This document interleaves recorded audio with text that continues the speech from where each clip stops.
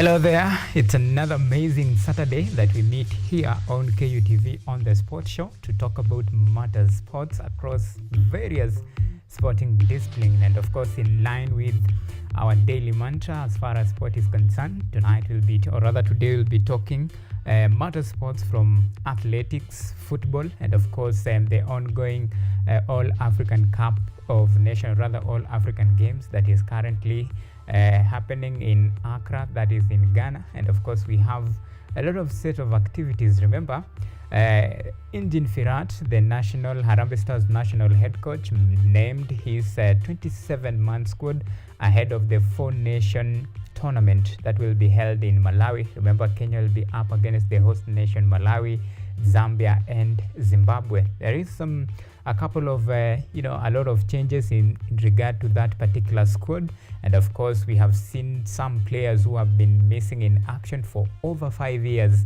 making their way into the national squad, and of course the new players coming up being handed the call up, or rather the ticket to actually showcase their talent and prove what they got and help the team to at least clinch this particular four-nation tournament in preparation to World Cup qualifiers. So it's something that we will be following closely, and of course we'll be bringing you an updated analysis and a breakdown on what to expect and who is making the team and who is not making the team. And has been some discussion regarding some notable names that have been left out of the squad, and of course in regard to that same conversation regarding the players that have been selected to actually represent Kenya in this Four Nations tournament, we'll take a look at big names that many things should have been included in this particular squad. And away from that,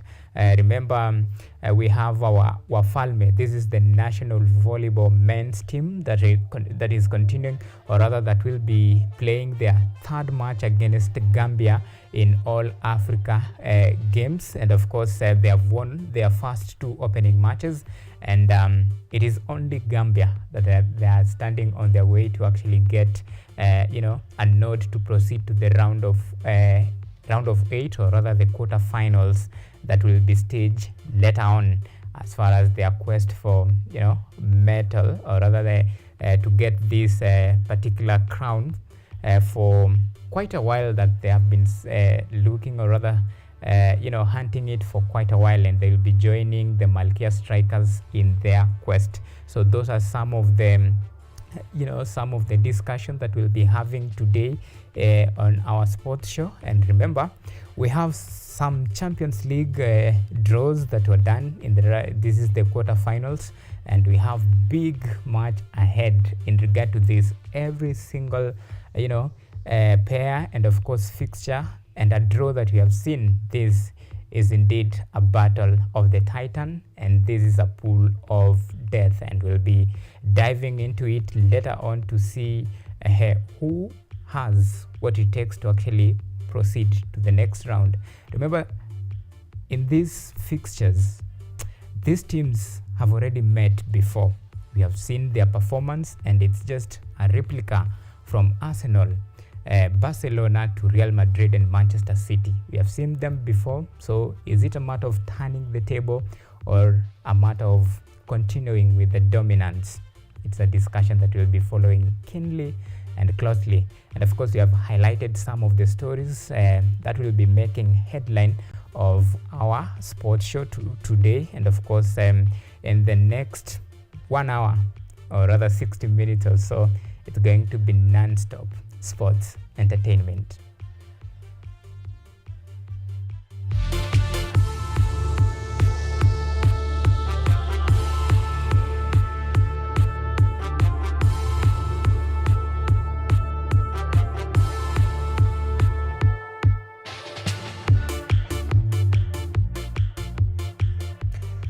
Alright, now we begin with matters sport. Now, Mombasa High Court suspended Football Kenya Federation annual general meeting until petition filed is heard and determined.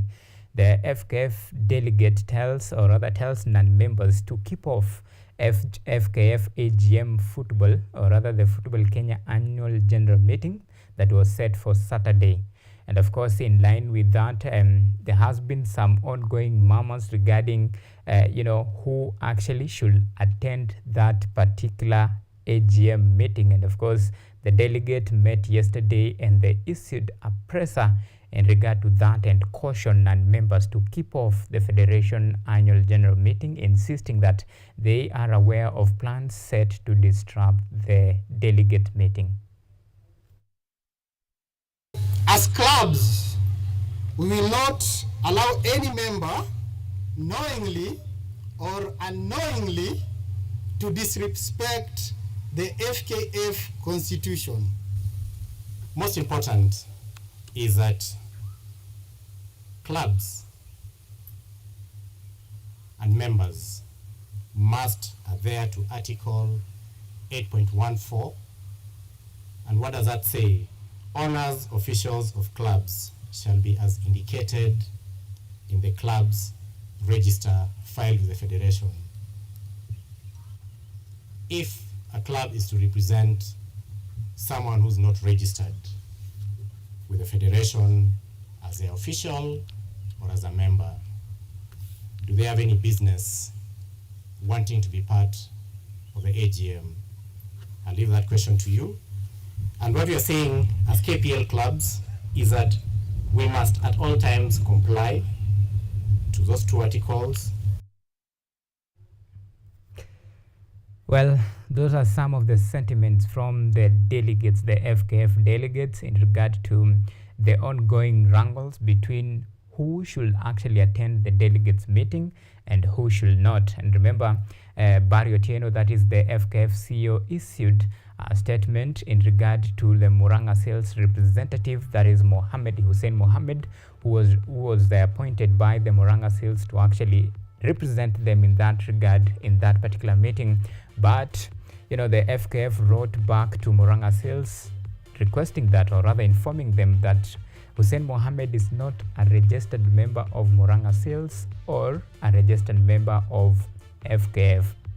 As such, is not allowed to attend the FKF delegate meeting. So that was a twist of turn. But the real head on, or rather the real block on this particular discussion is now the court suspended, the suspension issued by court in regard to the ongoing, or rather the meeting that was set to happen today that has been suspended because one sport journalist actually filed a petition to challenge this particular FGM, or rather the annual general meeting that was set for today until the matter is heard and determined. Now let's switch gears to some other stories. Now we put the Football Kenya Federation affairs aside and let's switch gears now and focus to rugby. Now the Rugby Super Series returned to action after 10 years. After 10 years of missing in action, this year's edition will include 2 women's team and a significant step toward gender equity in the sport. The tournament will feature 4 men's team with 2 women, with the men's team facing others in the first 3 matches, with the top 2 meeting in the final. The women matches will be determined by aggregate score over the 2 games. My name is William Juguna, and I'm in the set with me today is a former rugby player, very distinguished.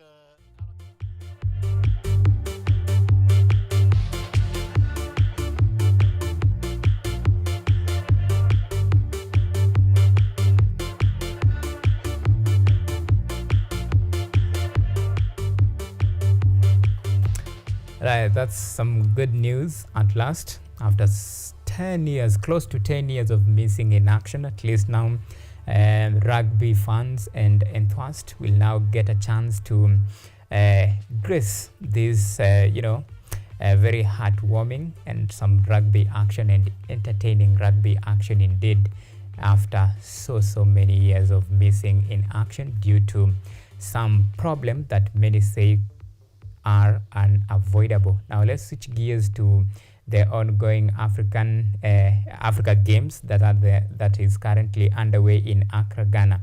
Now, men's volleyball team demolished Ghana to maintain perfect start of the ongoing Africa All Games at Ghana, or rather in Ghana, with a straight wins against the host nation, that is Ghana, and of course their opening match against Angola, that was played in the ongoing African All Games that is currently underway in Accra, Ghana.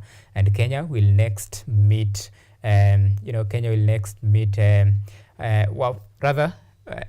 me take back that story. I beg your pardon for that.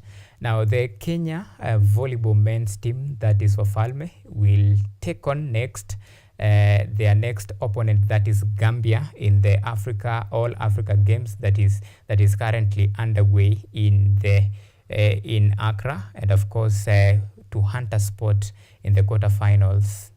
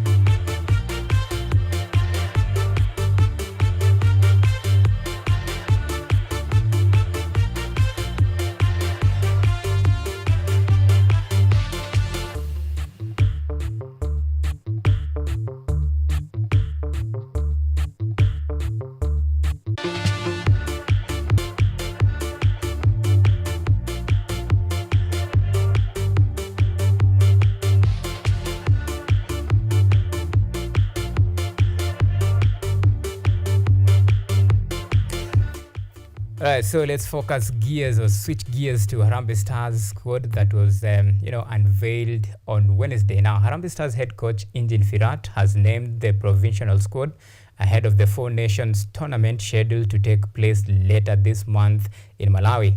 The 27-man squad will be headlined by Captain Michael Olunga, with John Ambire making a comeback to booster Harambee Stars' attacking option. Crispin Rambo, Sharif Musa and Alphonse Omidia are among the 5 players who have been called up, or rather earned up a maiden call-up to the national men's football team. The Four-Nation tournament will feature Zambia, Malawi and Zimbabwe.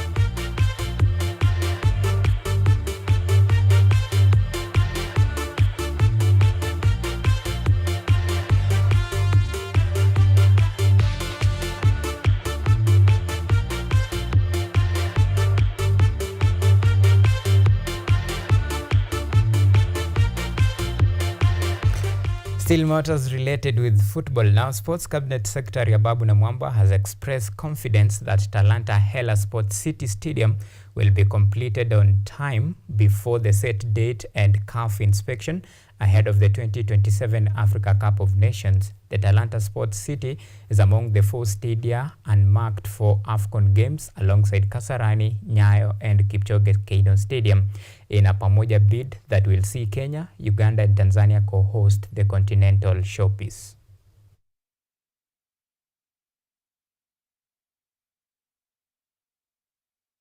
Good work going on here at Jamhuri Grounds.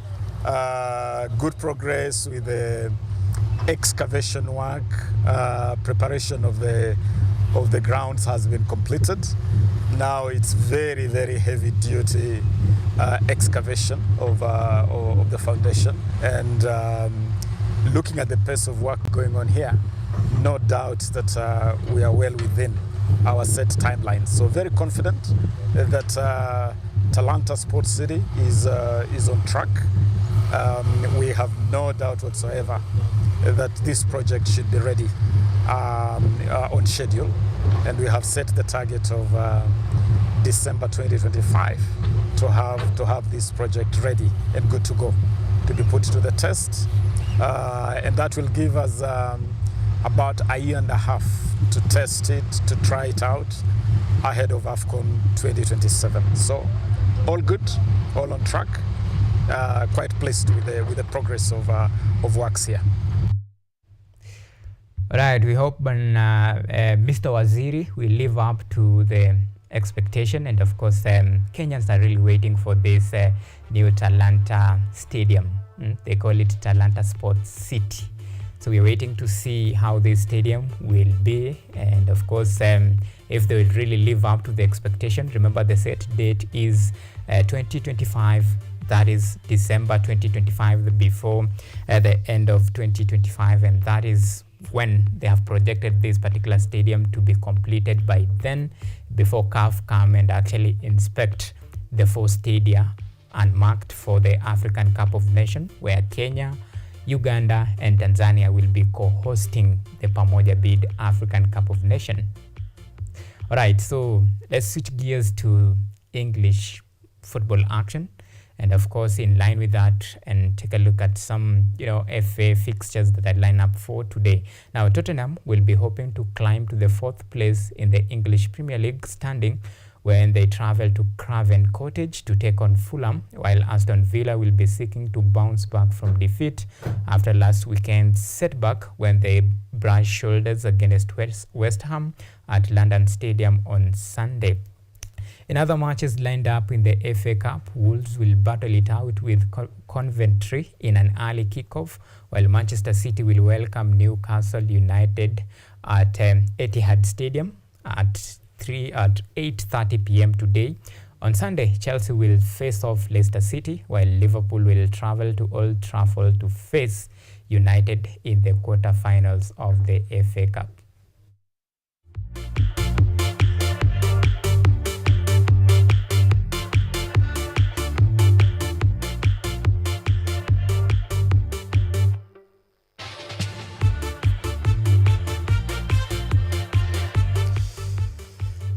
All right, so we are done with our first segment, and of course, remember, when we come back, we have plenty in store for you, including our discussion with one and only. This is Alex Wamatu, aka Kinyash. This is an influencer who is using the skills and the influence that he has to actually, help the youth in his native hometown through sports to actually end or fight the war against alcohol. And of course, it's a very interesting discussion that we'll be having with him. Remember, he's already in the house, and of course, it's all about matter sports entertainment. So it's just in regard and even making a change in the society, and this is the very essence of sport itself. So this is a discussion that we'll be taking a look at, and of course we'll be very interested to hear from the man himself what he has to say about this, and even clear the air in regard to this Lion FC. So that conversation will be coming on after the break, but remember, we are still tracking a lot of activities across the country and across the globe. In line with that, remember, we have some Champions League in line. And of course, we have, the Kenya Cup that is currently, it's just a minute, kickoff is just minutes away. Remember, this is the playoff, and where Menengai Oilers will be taking Kenyatta University's best side, that is Black Blood.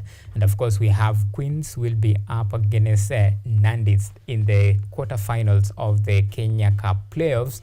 And remember, whoever wins these particular playoffs today will be facing KCB, and of course, if you prefer the name, that is Nixon Meli, who will be coming later on. But remember, our question of the day that we are asking, and you can contribute to this. We'd like to hear your thoughts and comment on this. What is your take? We are asking, what is your take on UEFA Champions League draw? What is your take on UEFA Champions League draw? So keep talking to us. We are live on YouTube. You can talk to us on KUTV. On KUTV, that is live. KUTV News, that is the YouTube. You can tweet me at Auma Evans, at Peter, at Real Pinchez, that is on X. And of course, we'll keep the conversation going, and the discussion will be coming to you in just a minute after this very short break.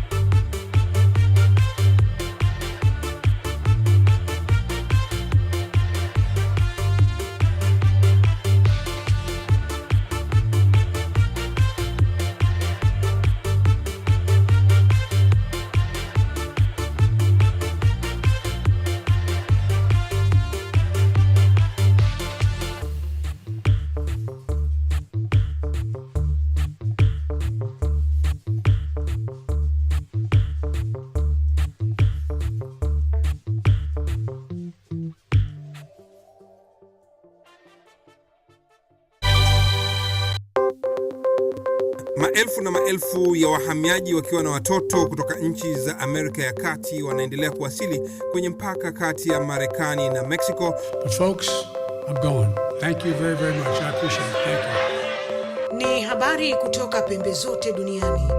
People pass vuguvugu. People pass ni idea. Tazidi ananyonya, hanyonyi vizuri, anakuwa hayuko comfortable. Jeshi la Jamhuri ya Kidemokrasia ya Kongo linapambana na waasi wa ADF. Kwa sasa wanatoa wito kwa mashirika, makampuni na vile vituo vya uchukuzi. Mambo mengi yatakwenda kama yalivyopangwa. Hapa ni kuna mmoja wa viongozi wa chama cha wavuvi katika eneo hili. Zaidi tunajaribu kuwapa chanjo ili ina boost ama inanyanyua kinga ya mwili, ndio inaenda kupelekea kupambana na virusi. Ni duniani leo, Jumatatu mpaka Ijumaa, moja kwa moja kutoka VOA Swahili, Washington DC.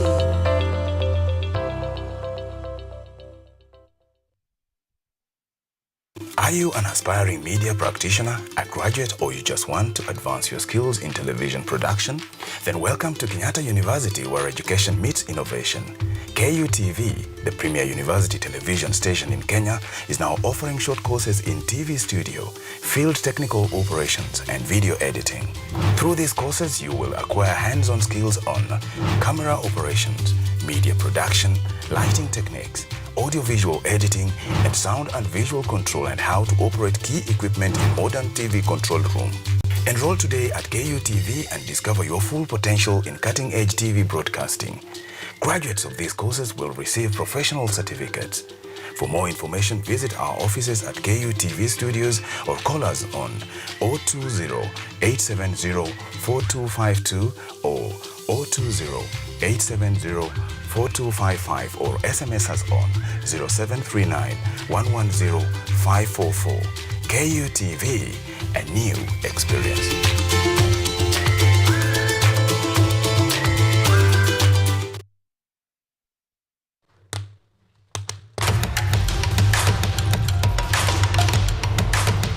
Access to knowledge, solution to unanswered questions.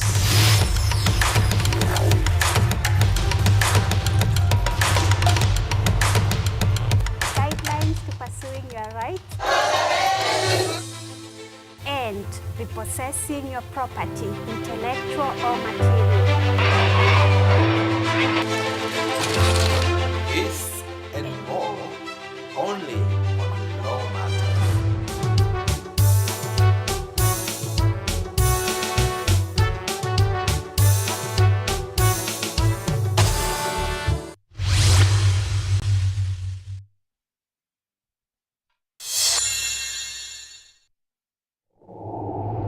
This is your first time? Yeah, I'm kind of scared, but I can do this. Yeah.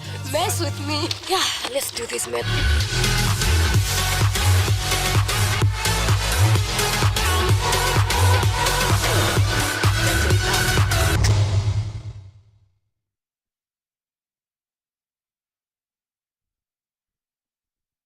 Technology science, innovation, ICT and research. These are the ingredients upon which the solutions to the 21st century problems are founded. In a world that is rapidly changing, it's all hands on deck to ensure a balance in all fields of life.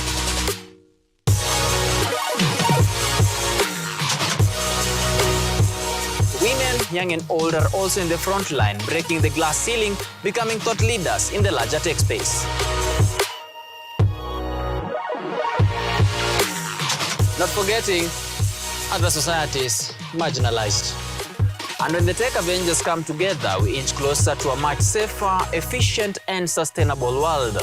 What we view as a norm in today's advanced world was just an idea, and for nostalgic reasons, we trace back to the iconic days to bring you the retro tech. On Tech Innovation Show, we encapsulate all the pillars of the fourth industrial revolution, decoded in a language, all for one for all. Every Monday at 8:30 as we push the mantra, keep learning something new each and every day. Only on KUTV, a new experience.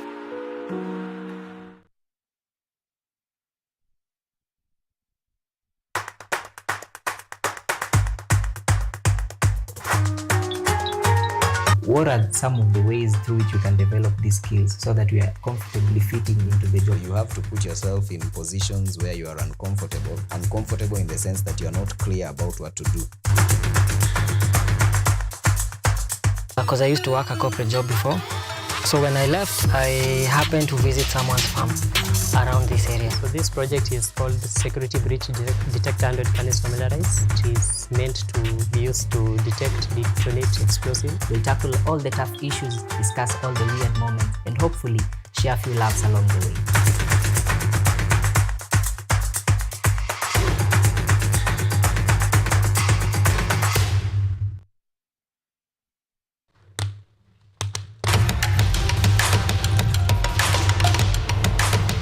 Access to knowledge, solution to unanswered questions.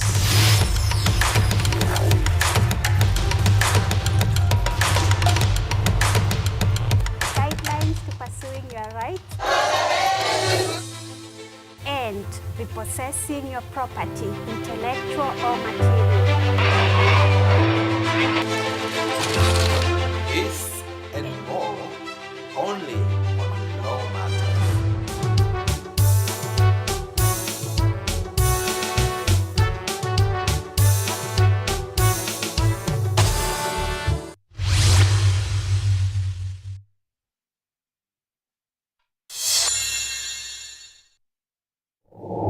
You need to look for high quality friends. I'm from Kingston, Jamaica, you know Portmore.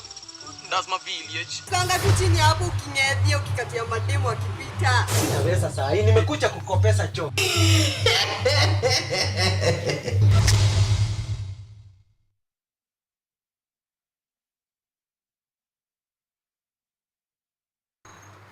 They are powerful and influential. They make decisions in politics, education, finance, agriculture, health, sports, and all aspects of human life. But the impact of their decisions falls on you, the common citizen. KUTV Primetime News Thursday. We ask bold questions and pursue answers to the core to bring you closer to the story. We couldn't have it any other way. Join me, Auma, as I raise matters of social concern to raise your voice from the background to the foreground. Every Thursday and Saturday at 9 p.m. only on KUTV.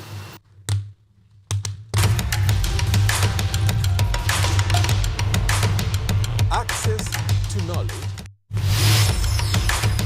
solution to unanswered questions.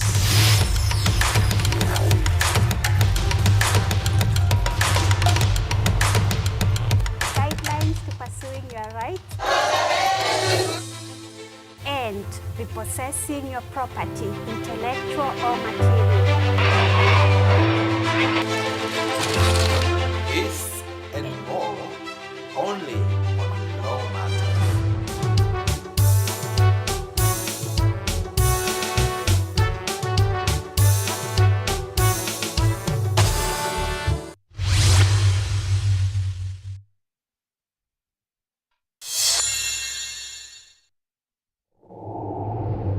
your first time? Yeah, I'm kind of scared, but I can do this. Yeah. Mess with me. Yeah, let's do this, man.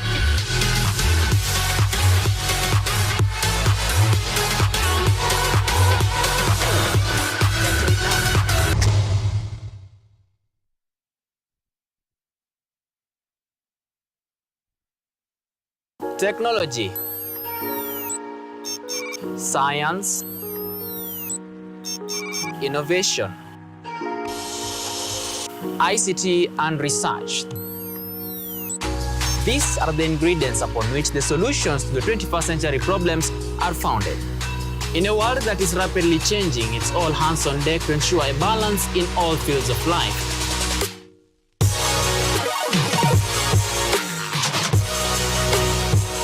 Women, young and old, are also in the front line, breaking the glass ceiling, becoming thought leaders in the larger tech space. Not forgetting other societies marginalized. And when the tech Avengers come together, we inch closer to a much safer, efficient, and sustainable world.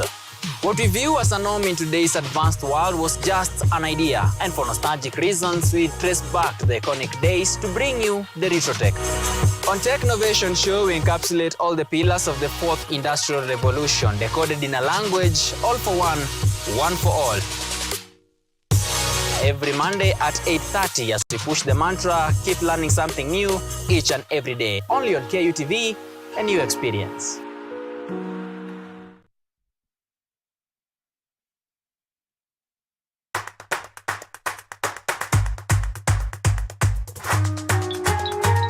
What are some of the ways through which you can develop these skills so that you are comfortably fitting into the job? You have to put yourself in positions where you are uncomfortable. Uncomfortable in the sense that you are not clear about what to do. Because I used to work a corporate job before.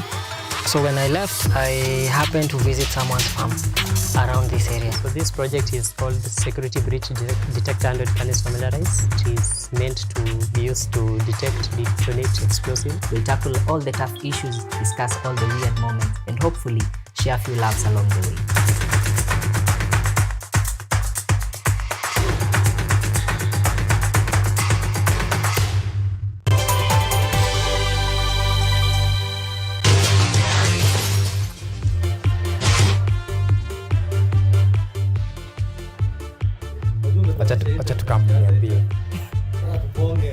All right, so welcome back. Now this is the second segment of On the Spot Show, and of course remember this is the part where we actually dive you into our topics of the day, and of course this is the discussion regarding the one team, the famous team, as they say. It has a rich history back then, but now this is a split and revamped version.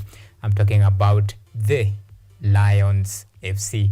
And of course, to help me unpack this discussion, I have the founders, the coach, and of course, let me usher them into this discussion pretty quick. So coach, naanza na wewe kujiintroduce kwa majina kamili kabla tukuje kwa Kinyash hapa.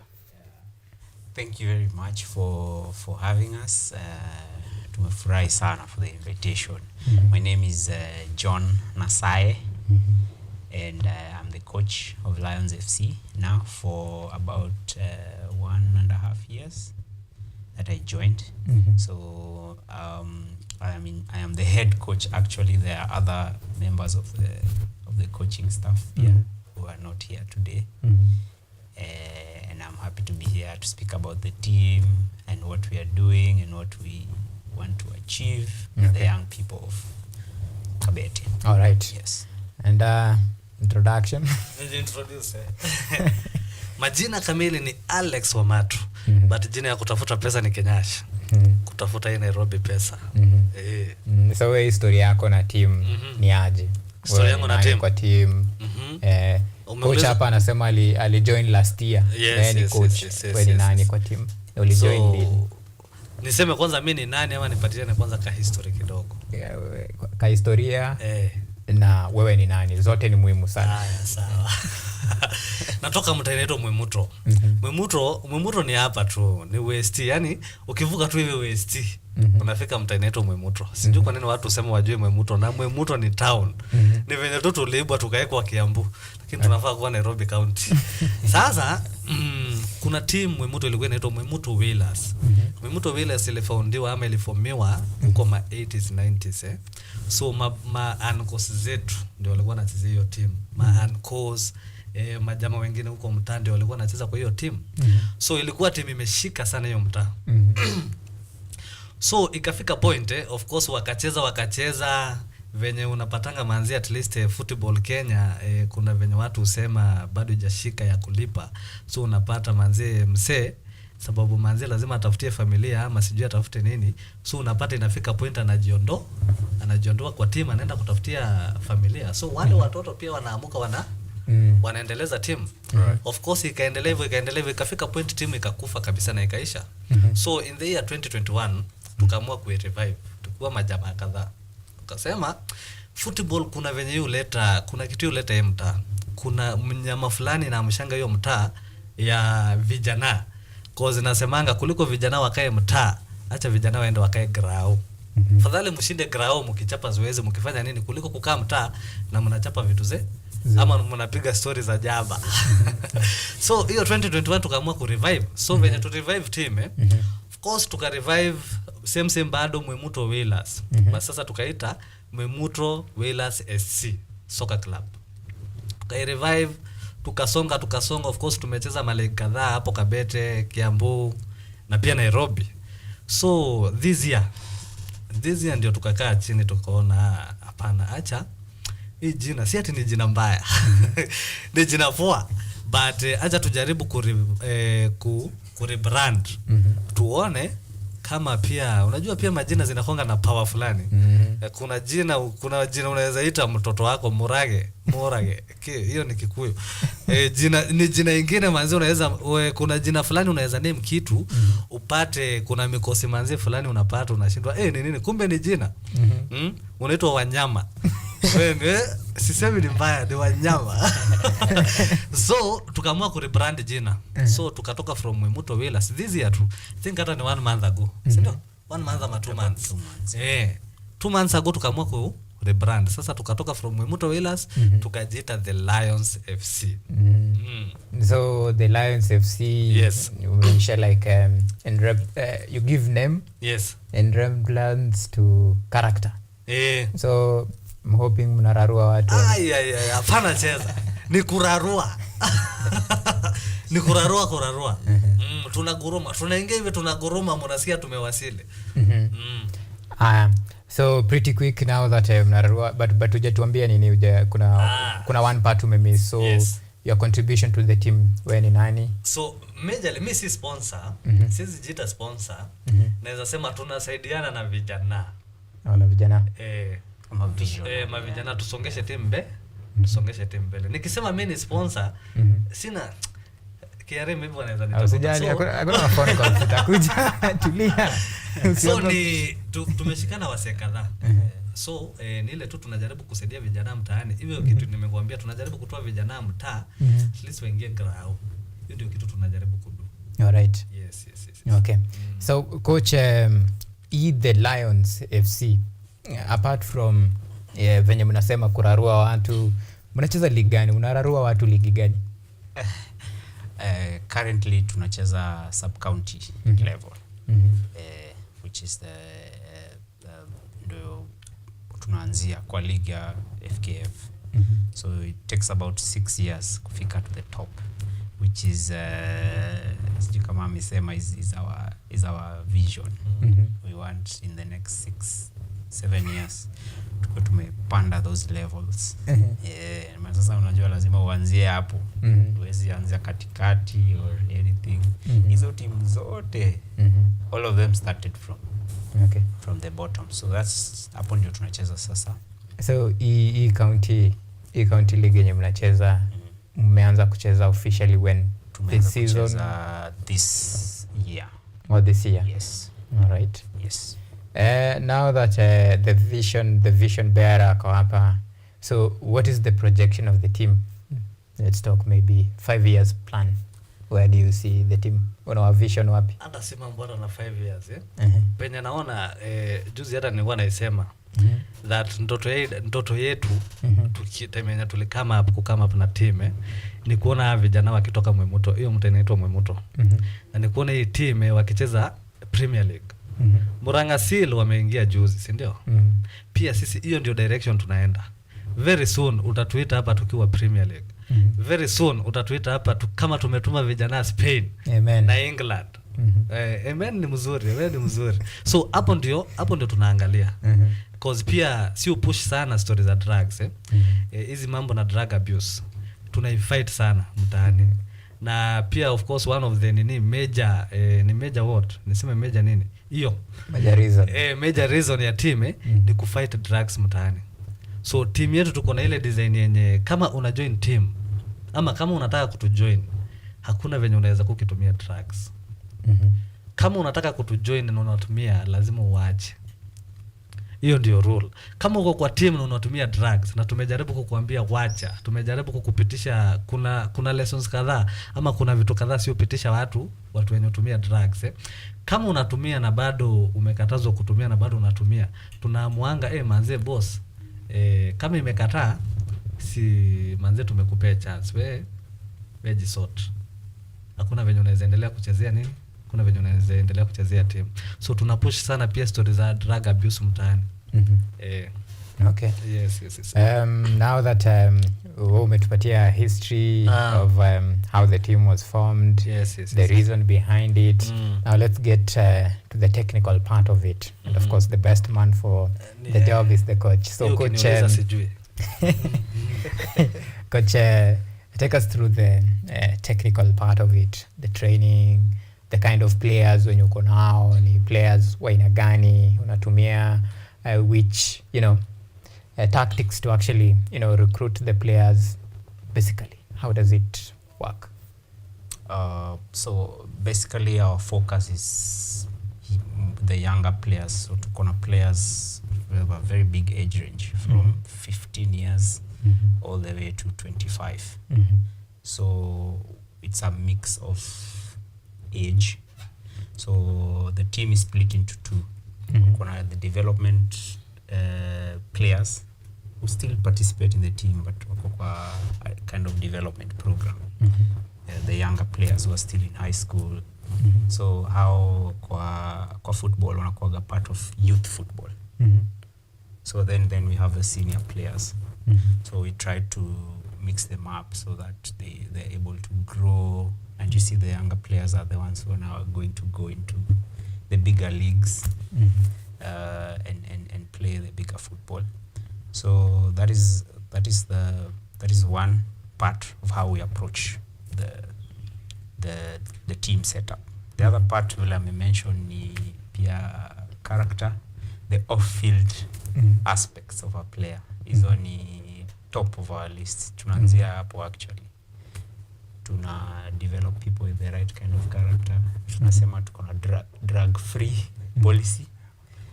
Tuko na random, all our players sign a document to say that they will represent the team vizuri, they will not do drugs, they will be proper conduct. Wana sign contract wote. Wale wako underage, wazazi wao, they agree on their behalf. So tunaanzia hapo. Then we have now the character. So we want specific kind of players first who have a certain kind of character. So kuna wale, if they are younger, of course they can be molded. If they are older pia wengine tunashindwa. Tunasema boss sasa jaribu club ingine. So we start from there in terms of technical. Then now we move into the talent, the abilities which sasa tuna develop pale kwa team. So we take everyone who shows potential. We sign you, tunaku program our training programs. Ziko designed pia for both development and performance. Okay.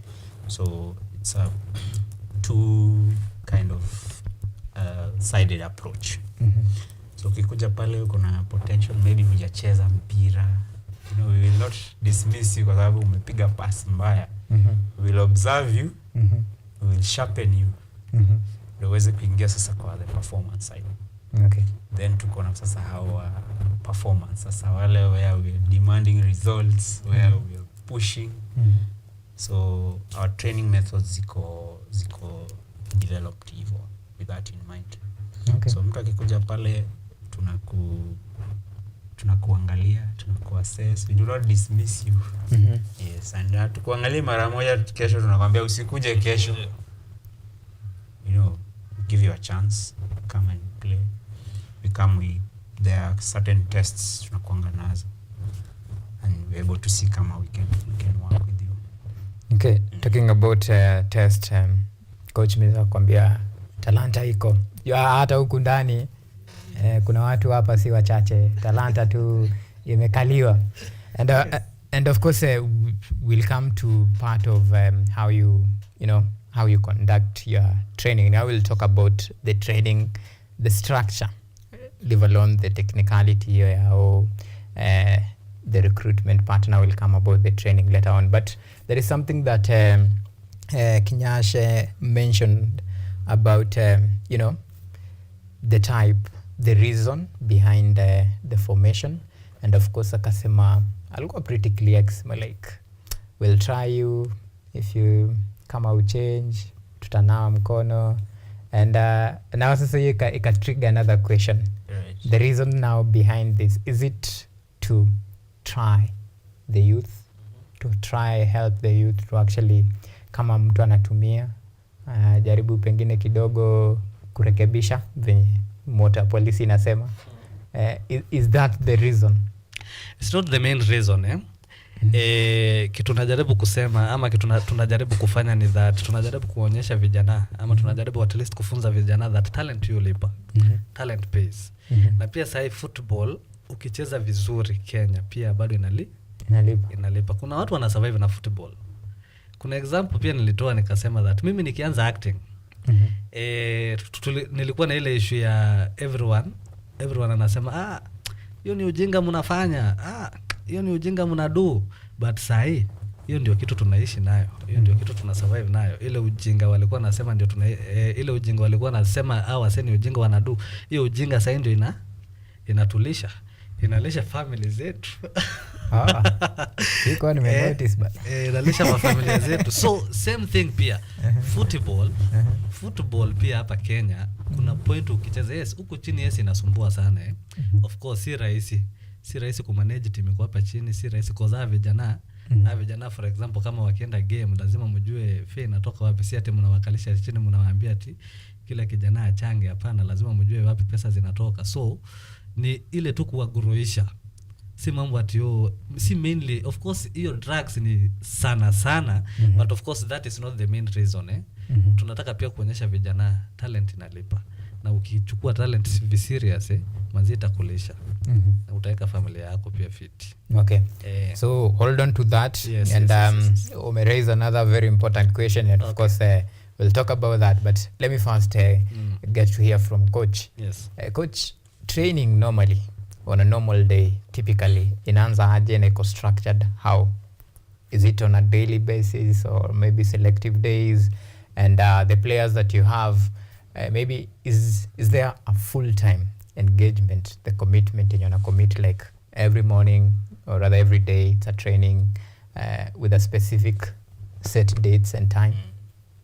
Or how does it work? So what I aim for is 10 to 15 hours a week for each player's training. So because of we are not at professional levels, we are not able to keep them there, so they have other engagements. They're in school, some wanafanya kazi kidogo hapa na pale, so they don't come every day. So we have a set time where we train weekdays from 4:30 to 6:45. That's a set time for every day. Sasa wale wachezaji, so what I do, the technical side is to ensure that kila player has had a minimum of 10 hours of training. So akikuja Monday, hajakuja Tuesday na Wednesday, Thursday I have to make sure they are doing something extra, catch up. It's a challenge, Discipline kiplani lakini For me, it's important kwa sababu, you know, at the weekend I'll be demanding the performance from them. So lazima pia ni ensure kupata the kind of training they need throughout the week. So hii ni challenge ina affect tuseme all clubs at this level. Because, you know, you're not keeping the players there. You know, as a Premier League player, may sign contract. Hiyo ni kazi. Haendi mahali. They are required to be there at a certain time. Sisi ndio tunatengeza that kind of a system. Na unaona age ya players wetu, ni saa ingine ni vita between wewe na mzazi wake. You know? So mzazi anamwambia ende ununue maziwa, masaa ya mazoezi, ama nipelekee kwa mama nani. When they are just stepping out of for training, so ni challenge hivyo. So we try to keep them physically fit. But to answer your question, tuko na set time ile tuna train, which is weekdays 4:30, 6:45. Then games zetu zinakuja weekends. All right. Yeah. Okay, now let me talk to the vision bearer, the way unamwita. You talked about you know, the challenges that comes with of course managing a team like this one under this stage. Well, 2021, sahi tuko 2024. Well, take us through the journey. Imekuwaje so far?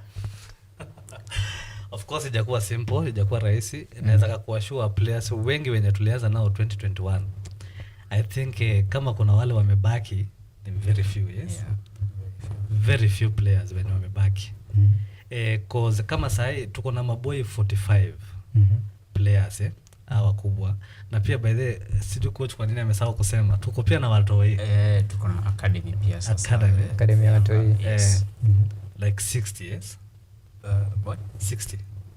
Yeah, academy they are about 60 to 80. Yeah, 60 to 80 watoi tu.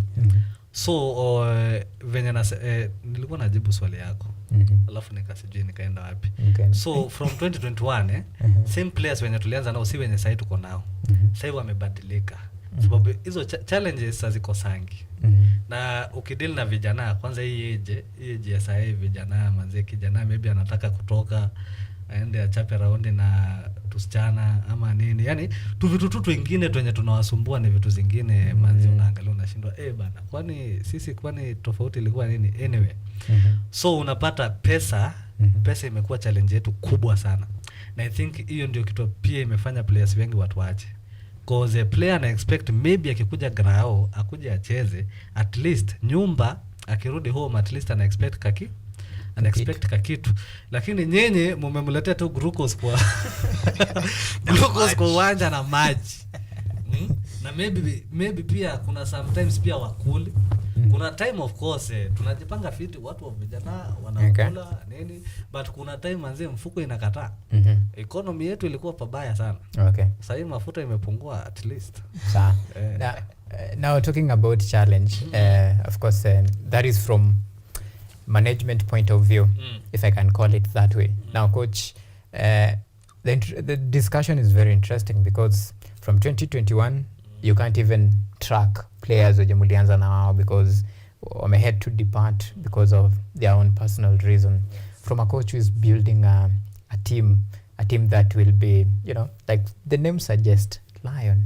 Ndio sasa murarwezi team lazima imaanishe mtaanza kulay foundation somewhere. Now hope our players will transition now with time to take the team where you want the team to be.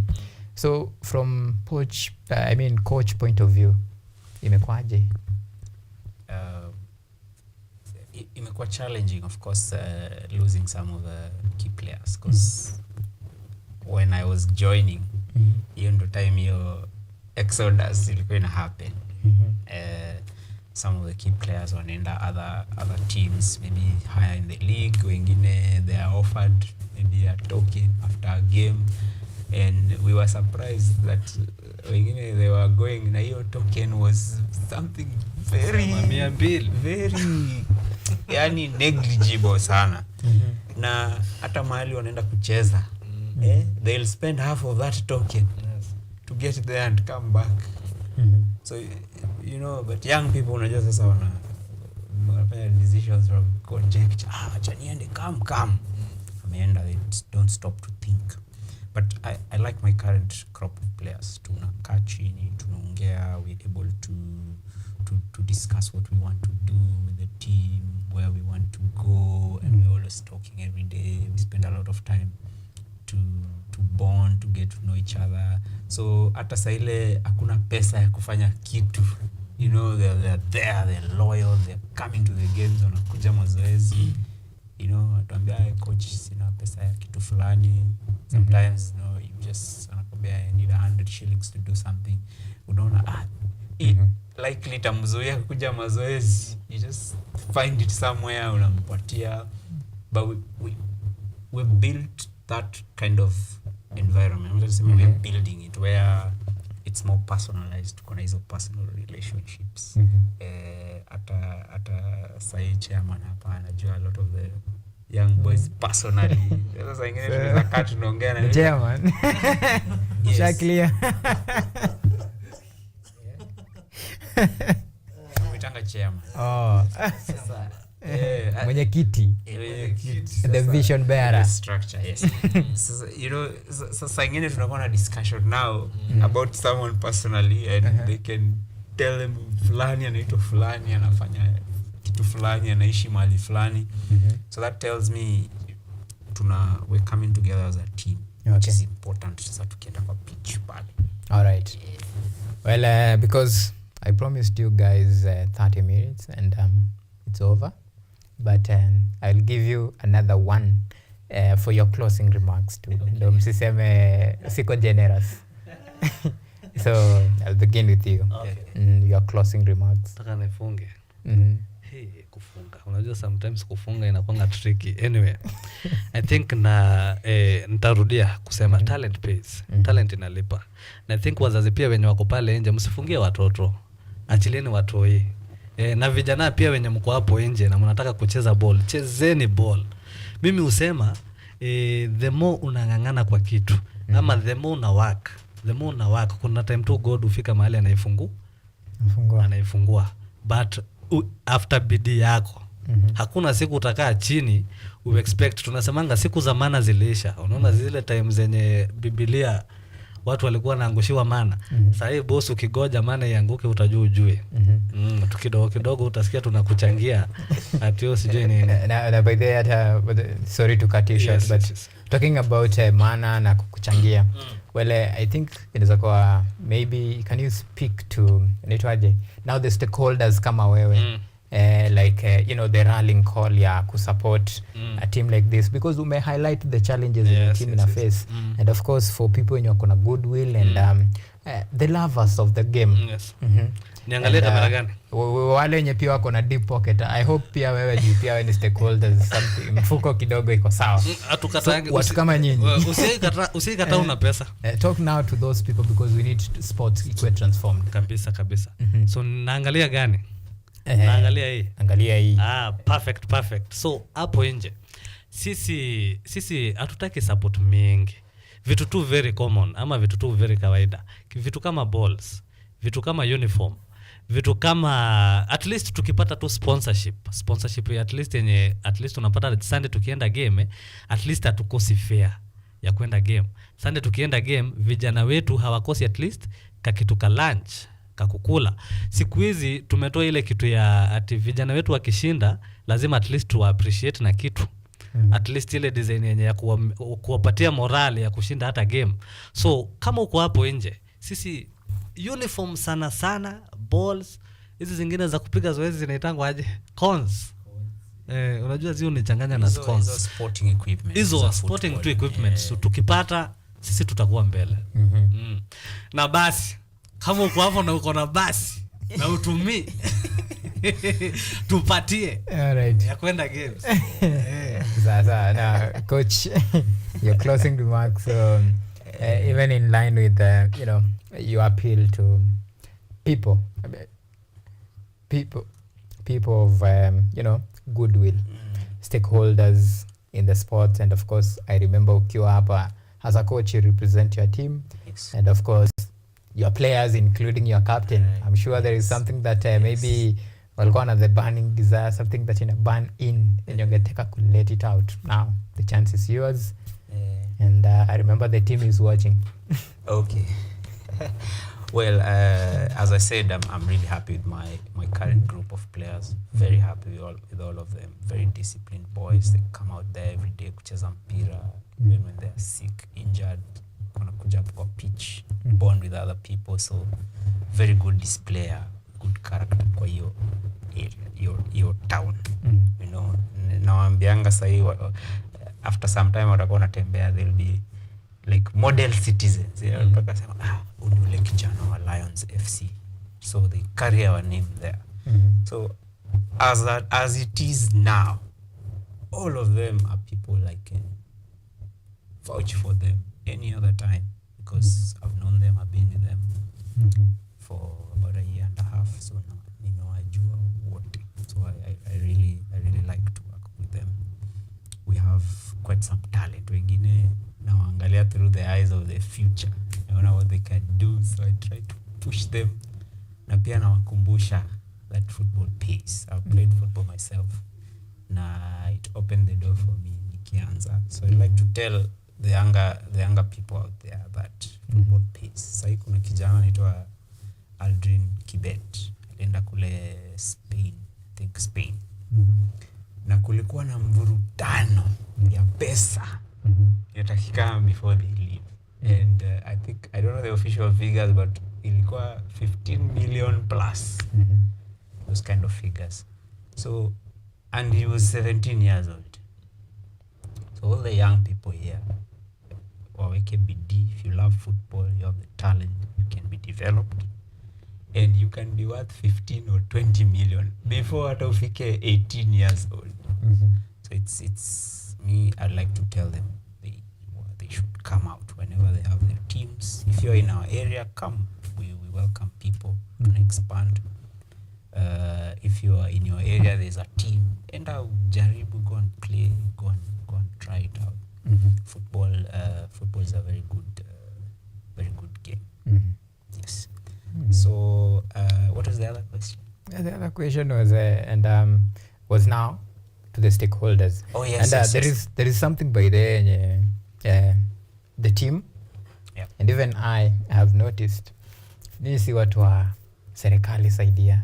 So kidogo niseme katame nyuma tent ndio pia mtupatie track, lakini maybe your perspective ya to doing for you instead of every time crying about sijui serikali, and yet maybe you can do something. So maybe it's very important actually even you highlight that point so that those who are watching watajua like it's not always about government or sijui what. You can do something at your individual level. Now even as you speak to now the good sponsors and stakeholders, it is important even for those who are watching you, wako na ambition like you, and maybe they have a club, but they struggle. Of course pia mna struggle, but mna keep on, mna go. So maybe it's about time you tell them, maybe wacha anzeni kitu serikali wapate mbele. Well, okay, I can address 3 groups of people based on that. The first group is the actual players and the people who are in the game. Player wenyewe na coach. So what you need for to play football is space, and a football, and a player. Okay, so these are the basics. So first, start with what you have where you are. Kama kuna kiwanja mko nayo, mko na kaball. So as individuals, start going, unafanya kama ni exercise or even just play. Do that regularly and everything. So you need back to individual players. So you must lazima uanze mahali, okay, before useme serikali. The second group of people is the parents, because let me speak more to youth football, because I'm involved in the youth football at this time. Parents should also support. Number one, they should allow them wakuje wacheze. Ikifika hiyo time ya anaenda ya training, they just free them so that they're able to go and train or develop talent or expend energy or hapo. So parents can also support. Of course they can support kuwanunulia kama ni kit ya kucheza, those kind of basic elements. Fare kidogo. Kabas fare kidogo. Yeah, it's a little support to enable them. Okay. So the third group, of course, is now the bigger stakeholders when you know, like the government, the federations, and everything. A lot of them are already doing very good work. Sai kama FIFA, CAF wakona focus yao iko sana kwa grassroots footballs. Saizi right now nilikuwa naambia chairman hapa, in 1 or 2 seasons club ikikuja kuchukua player wetu, now they have to go through the FIFA and CAF policies of how to do a transfer. Na sisi pia tutakaa tuseme we'll put a value on this player. Tunataka X amount of money and they cannot play for that club size. Size the way things are designed. Ni grassroots football benefit from developing players. Okay. Zamani ilikuwa if there is talent pale mashinani, a big club inaenda naambia come. And then they just take them into the club. So right now it's everything is official from the lowest level of the league. So hizo ndio efforts wamefanya pale kwa grassroots football, so develop. Okay. Kuko na pia hizi programs za FIFA for schools. Okay. Zimelaunchiwa, and of course recently Talanta Hela umeona pia ina. Sasa tusipigie sana. Sasa kidogo nadhani wewe ni of course advocate wa serikali. Hapana, I'm just acknowledging na pia niseme of course we know they are not enough. Bado because they're still bigger. Sisi tuko na wachezaji wengi, the potential is there.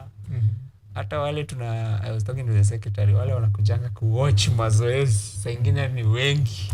They don't even play. The ones that come to the games. So those are good efforts, but their scale is still small for the impact. So we laud them, but we also tell them, let's do more of that. Alright, so mimi wacha ni washukuru sana kwa kutenga muda metutembelea. Tumefurahi sana. Next time away, I believe in home kit. In home. Away maybe next time something bluish hivi. Blue. And London ikuwe presented.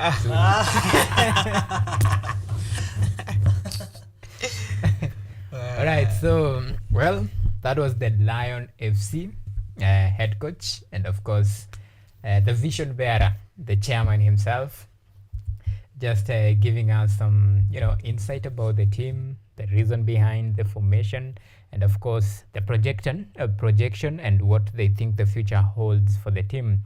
Well, it's very important to talk about matters grassroots football and how to take football to the next level. Just like they say, small efforts matters. It is what you have that really counts at the end of the day. So instead of lamenting about we don't have this, maybe if we had this, we could have done this. Start now with what you have, and maybe wait for help. If really help will come. But that is the basic and very fundamental lesson that we are picking from this discussion today on the Sports Show. So with us, we call it a wrap. And of course, we are taking yet a very short break. When we come back, we'll be talking about, matter sport. And this is a 360 clockwise rotation, be it football, rugby, athletics, everything in between. And of course, to help me unpack this will be my guest. That is Nixon Meli, sports analyst. And of course, we are still asking you the question of our day, just to remind you. What is your take on the UEFA Champions League draw? Remember, this is a pool of death, and we are asking you, so what's your take? Is it the London way who will suffer, or the Manchester way who will suffer, or was it Will the table this time round overturn? So what is your take on UEFA Champions League draw? We'd like to hear your thought and comment on all of our social media platforms. Remember, you can tweet me on X at Auma Events. Remember to use the hashtag on the spot. So let's take a short break. When we come back, discussion still continues.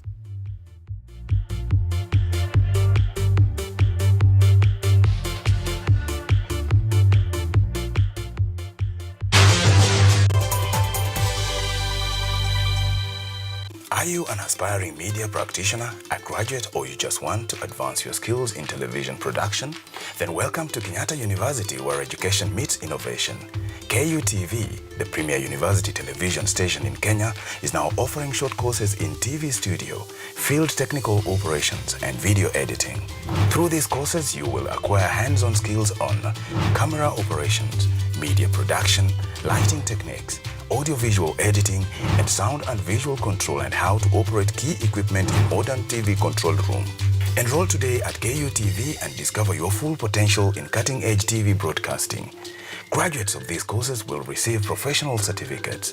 For more information, visit our offices at KUTV Studios or call us on 020-870-4252 or 020-870-4255 or SMS us on 0739-110-544.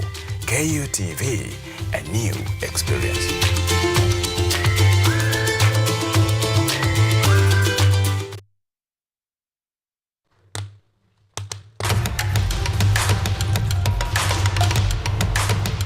Access to knowledge.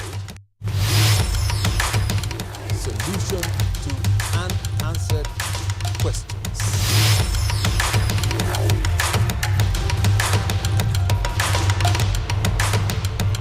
Guidelines to pursuing your rights and repossessing your property, intellectual or material. This and more only on Law Matters.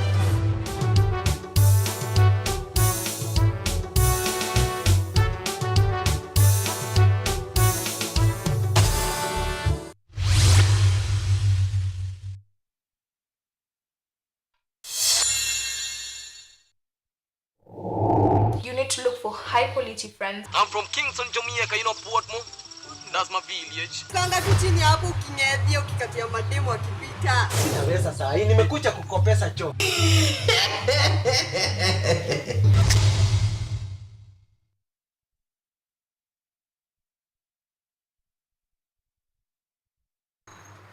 They are powerful and influential. They make decisions in politics, education, finance, agriculture, health, sports, and all aspects of human life. But the impact of their decisions falls on you, the common citizen. KUTV Primetime News Thursday, we ask bold questions and pursue answers to the core to bring you closer to the story. We couldn't have it any other way. Join me, Auma Evans, as I raise matters of social concern to raise your voice from the background to the foreground.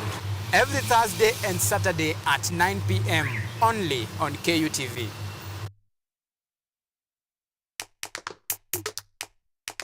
Baada ya kutafuta kazi, tunaweza kuanzisha miradi yetu ambayo ingetusaidia kubadilisha maisha ya wazazi wetu. Kwa vijana wenzangu, wengi hawana kazi, lakini ikiwa sisi wenyewe tutajiamini, tunaweza kujiajiri wenyewe. Afrika kwa kweli tuna mahitaji ambayo ukiyasuluhisha unaweza kuathiri watu kwenye bara hili. Bila uoga,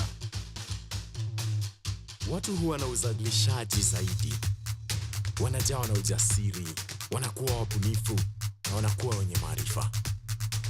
Niliamua kuacha kazi, hata kama sitafanikiwa, nitakuwa nimejaribu, nitakuwa najua haiwezekani. Hakuna kitu cha ajabu hapa. Kila anayepata ufanisi hufanya kazi usiku na mchana. Kitu kitakusukuma na kuwezesha kupata maarifa ambayo hukuwa nayo. Tunajaribu kutengeneza kitu kitakachopita mipaka ya nchi hii. Ikiwa unataka kubadilisha ulimwengu, anza na nyumbani. Are you an aspiring media practitioner, a graduate, or you just want to advance your skills in television production? Then welcome to Kenyatta University, where education meets innovation. KUTV, the premier university television station in Kenya, is now offering short courses in TV studio, field technical operations, and video editing.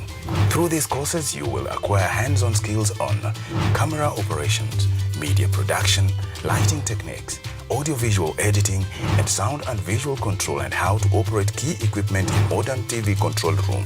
Enroll today at KUTV and discover your full potential in cutting-edge TV broadcasting. Graduates of these courses will receive professional certificates.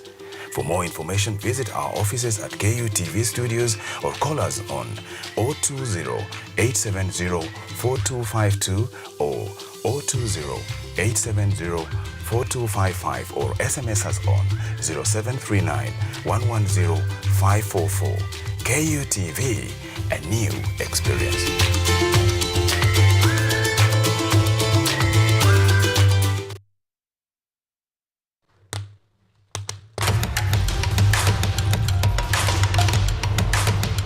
Access to knowledge.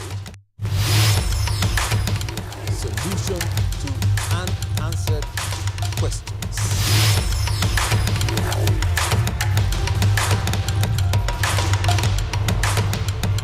Guidelines to pursuing your right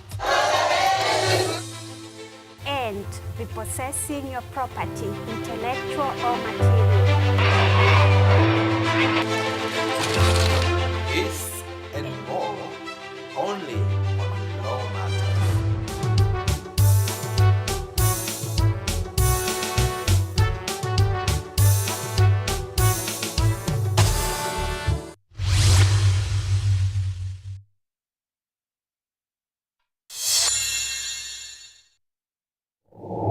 You need to look for high quality friends. I'm from Kingston, Jamaica, Portmore.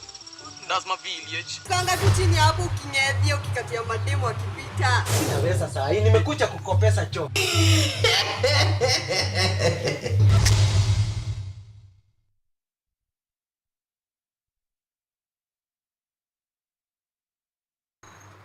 They are powerful and influential.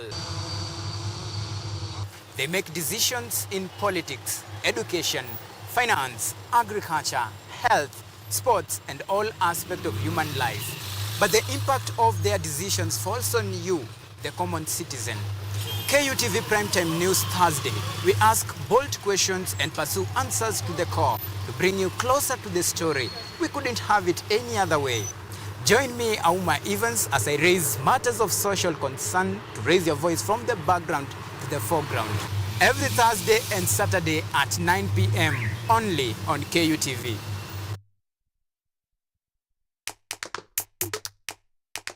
Badala ya kutafuta kazi, tunaweza kuanzisha miradi yetu ambayo ingetusaidia kubadilisha maisha ya wazazi wetu. Kwa vijana wenzangu, wengi hawana kazi, lakini ikiwa sisi wenyewe tutajiamini, tunaweza kujiajiri wenyewe. Afrika kwa kweli tuna mahitaji ambayo ukiyasuluhisha unaweza kuathiri watu kwenye bara hili. Bila uoga, watu huwa na uzalishaji zaidi, wanajawa na ujasiri, wanakuwa wabunifu na wanakuwa wenye maarifa. Niliamua kuacha kazi. Hata kama sitafanikiwa, nitakuwa nimejaribu, nitakuwa najua haiwezekani. Hakuna kitu cha ajabu hapa. Kila anayepata ufanisi hufanya kazi usiku na mchana. Kitu kitakusukuma na kuwezesha kupata maarifa ambayo hukuwa nayo. Tunajaribu kutengeneza kitu kitakachopita mipaka nchi hii. Ikiwa unataka kubadilisha ulimwengu, anza na nyumbani.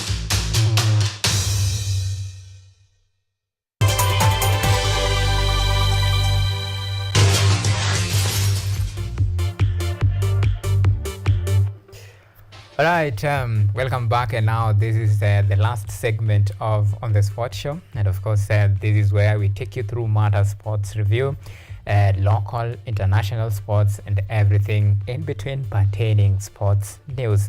And of course today, to help me unpack this sports review, I have my one and only, that is Nixon Meli, sports analyst, joining us, I believe for the first time. Thank you so much for making time. Thank you too for hosting me today on the show. Naona umekuja na Timu kubwa. Nacheza timu kubwa Manchester United. Ushajipanga? Nimekuja nionyeshe the world that we are still there. Lazima watu bana tuheshimu kwenye. Naona kidogo ameanza kupunguza heshima kidogo, lakini we are still there. Yeah. So kesho against Liverpool. Zenyu ngapi? Kesho against Liverpool tukape Liverpool 3-1. Haitoka mbaya, at least tuko tumerevenge kidogo, so uzuri saini mchana, so tungekwambia amka. Anyway, so kumekuwa na a lot of activities in the Kenya Premier League, I mean in the Kenya Cup, and of course now the Kenya Cup is coming to the final wire, so we have some playoffs, and this is the quarterfinals, and of course there is some intrigue and very interesting things about this Kenya Cup, and to be precise, this time round we have Kenyatta University based side, that is Black Blood, who are gracing this particular tournament for the first time since the new format. And remember, it has been years of near miss and hit, and finally here they are, and of course chasing for this particular crown. So they play against Menengai Oilers, and whoever win this tie between the Menengai Oilers and Kenyatta University based side, that is Black Blood, will be taking on KCB in the semis. And of course another crunch is between Harlequins and of course the Nandeds, and whoever win that particular fixture or tie will be taking on the defending champions Cabras Sugar. Well, pretty quick, Nixon.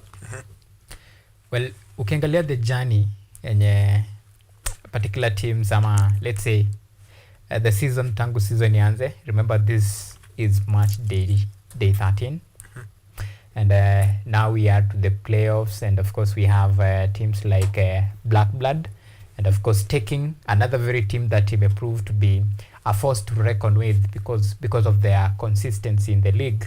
I'm talking about Menengai Oilers. So what do you foresee in this fixture today?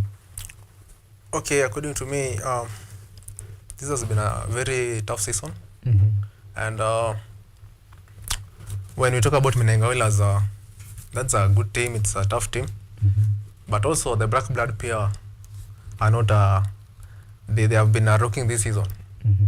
I was seeing the fixtures, and also went through the lineup, Black Blood, and I believe Kenyatta University also have the capacity to win this game today. I think they're playing somewhere in Nakuru today against those Oilers.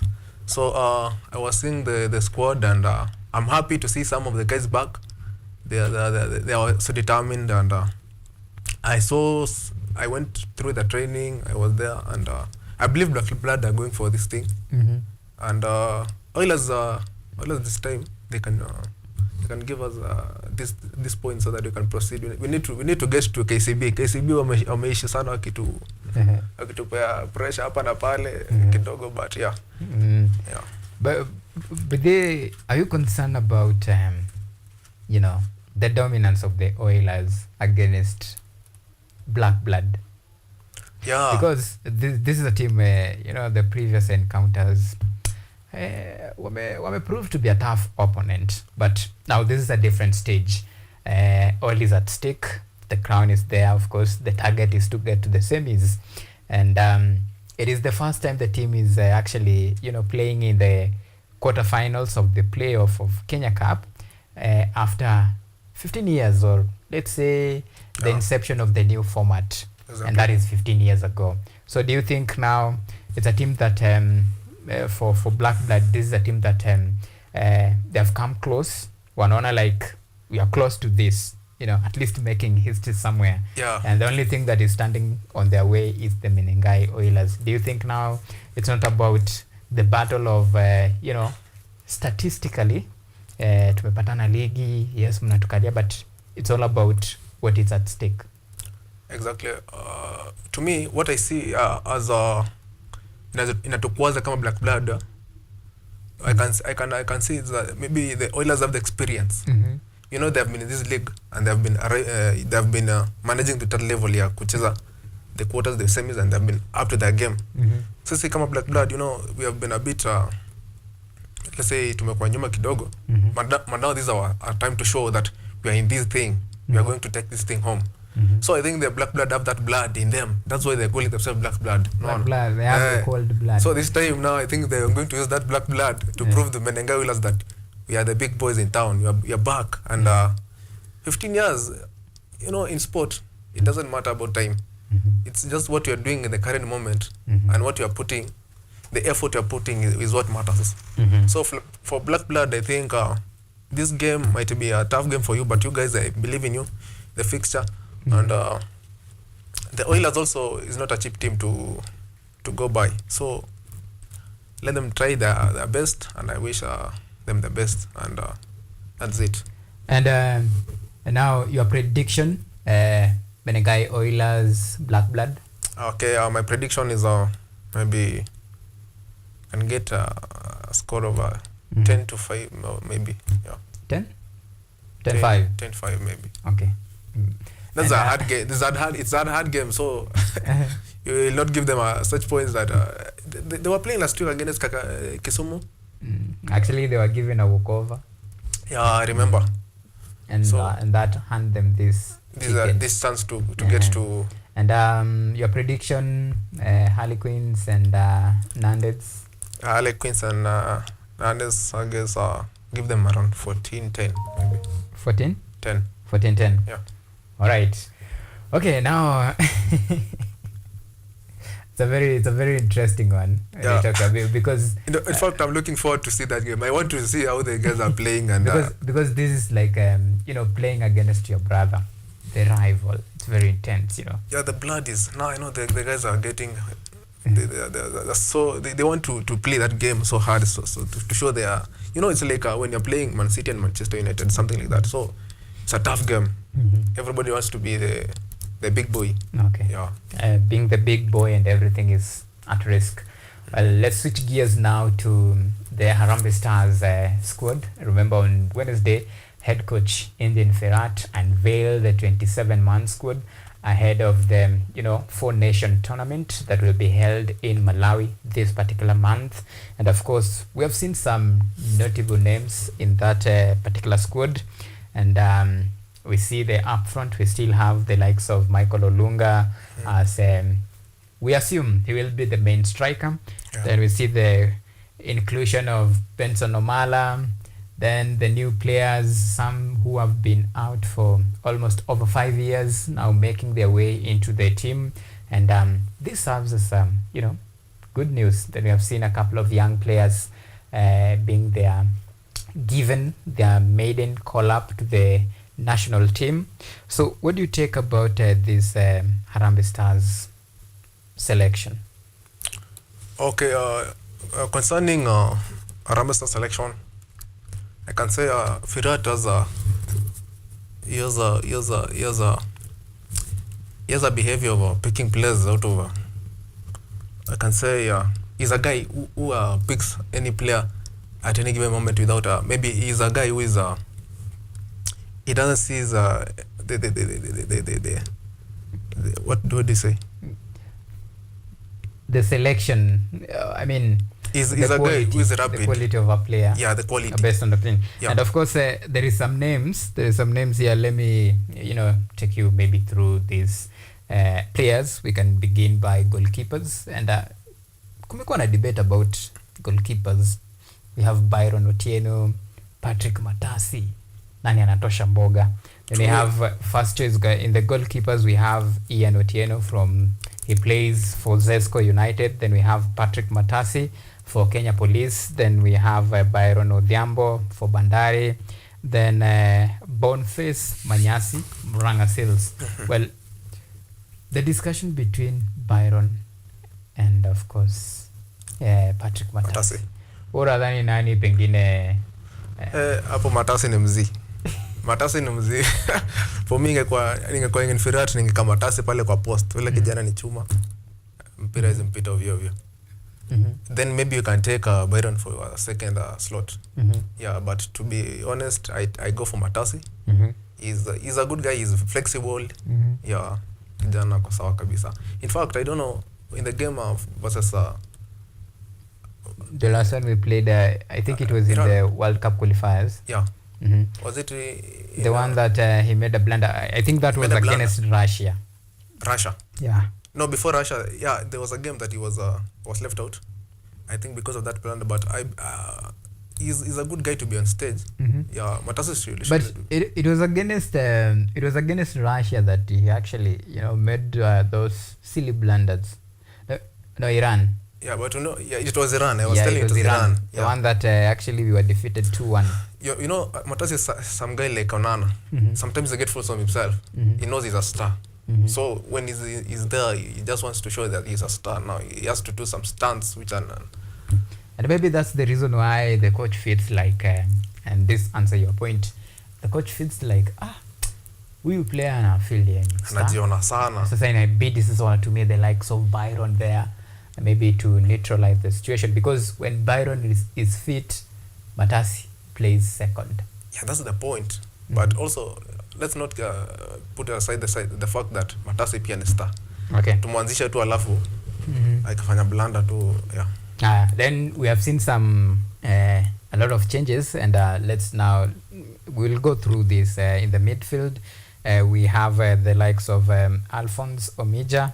Then we have KC Odhiambo. This plays for FC Leopard. Then we have Chris Erambo.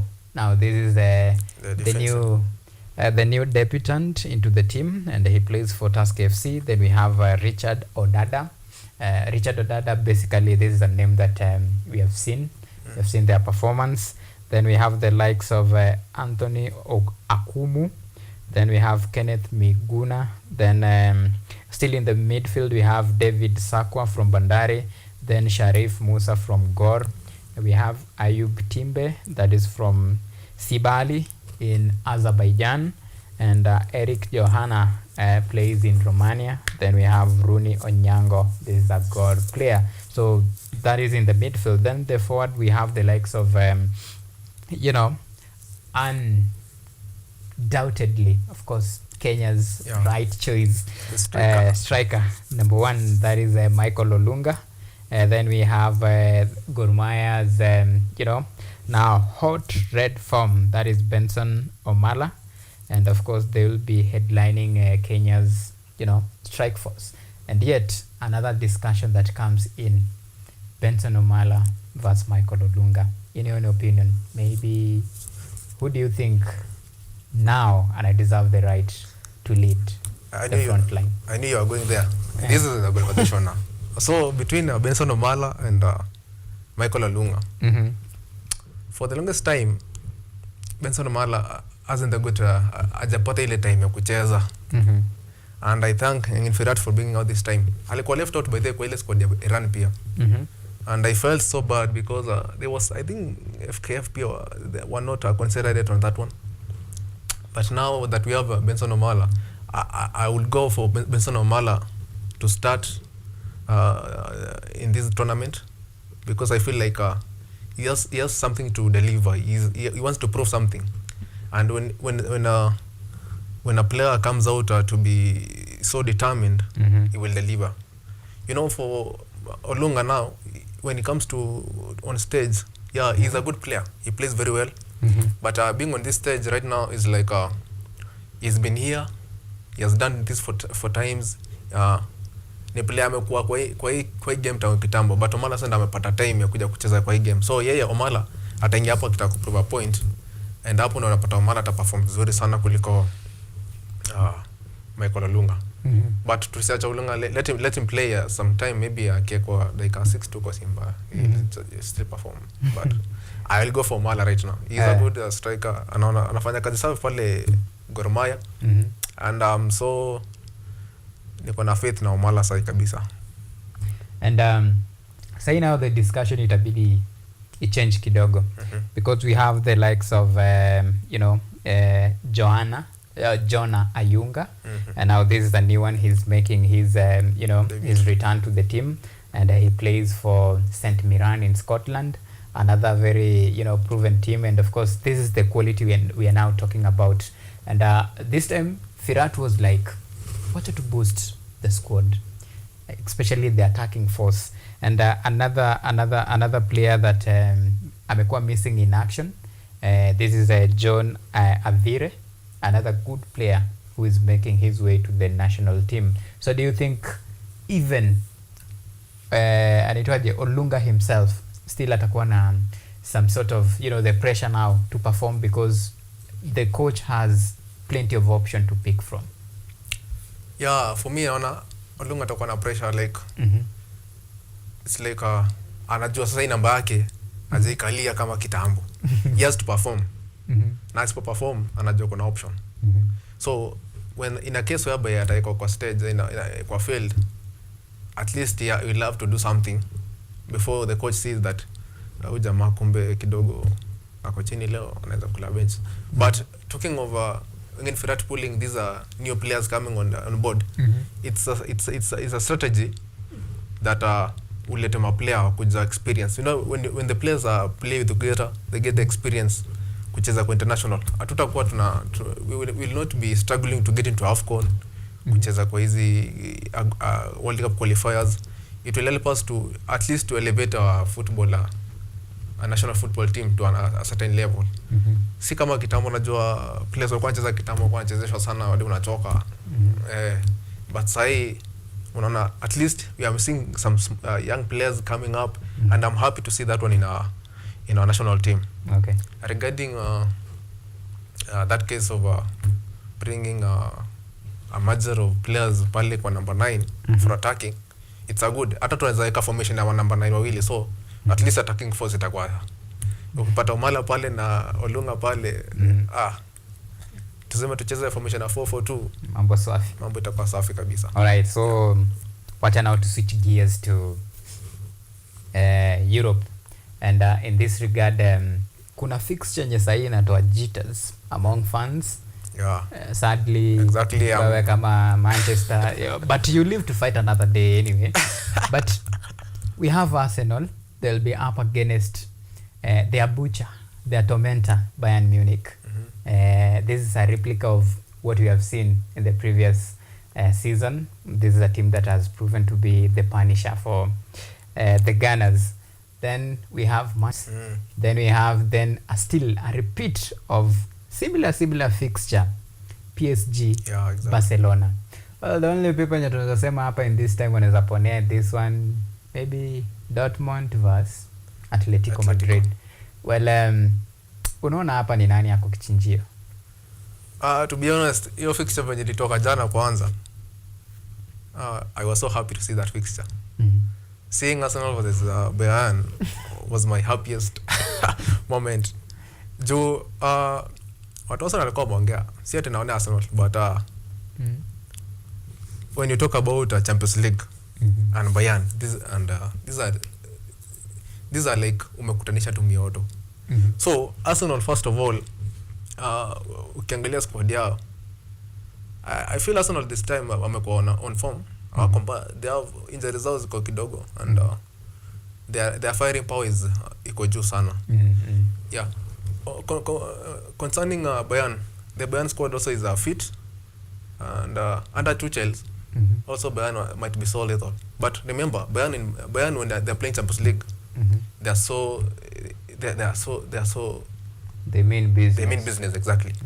So and actually by them my worry is yes, Bayern iko na this time round wako very in a poor form, exactly, so to say. And this is a team that maybe in the last season tungekuwa tunaongea about ati sijui Bayern in a struggle in the Bundesliga, tulikuwa tunajua like this is a automatic in fact hiyo kikombe already shaandikwa Bayern imewekwa tu kwa store, wanangoja tu wapitie formalities na hivyo. But right now as things stand, itabidi wa fight for it very hard. But Champions League, Bayern is a beast. Bayern is a beast in Champions League. It's a team yenye uwezi tu underrate hivyo. Yeah. And this will be a very tricky fixture for Arsenal.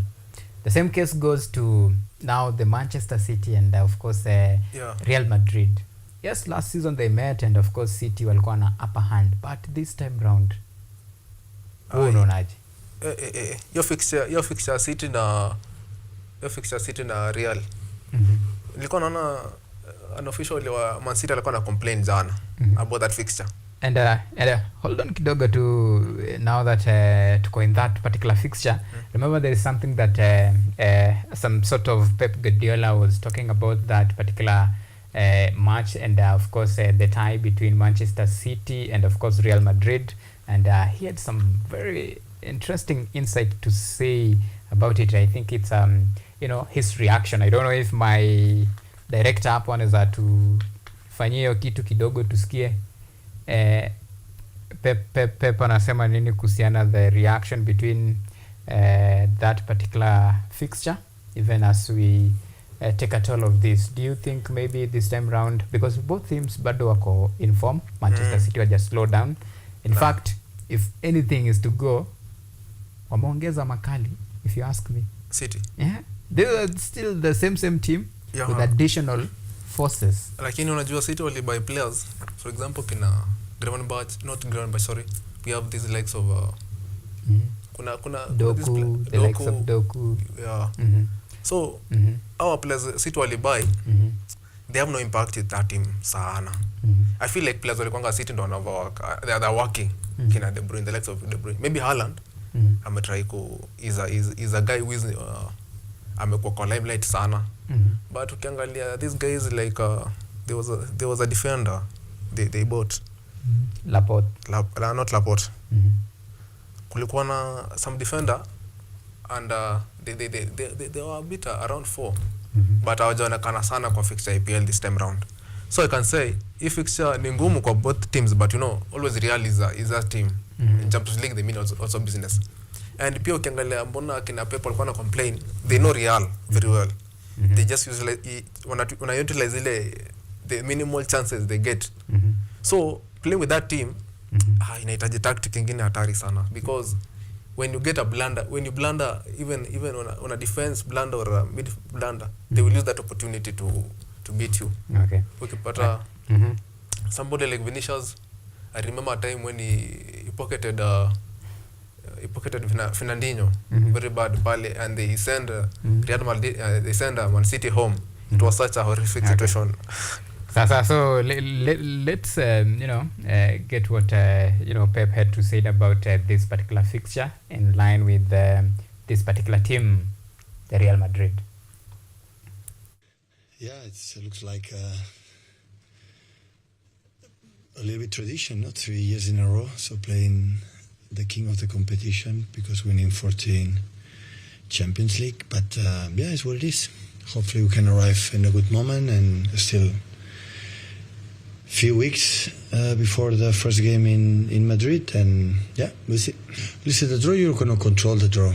So normally when the people say this draw is easy, it's because you undermine the other opponent. So it's not necessary to say what is Real Madrid in this competition, and the draw, the second leg at home when 2 seasons ago was away. So it's what it is. So.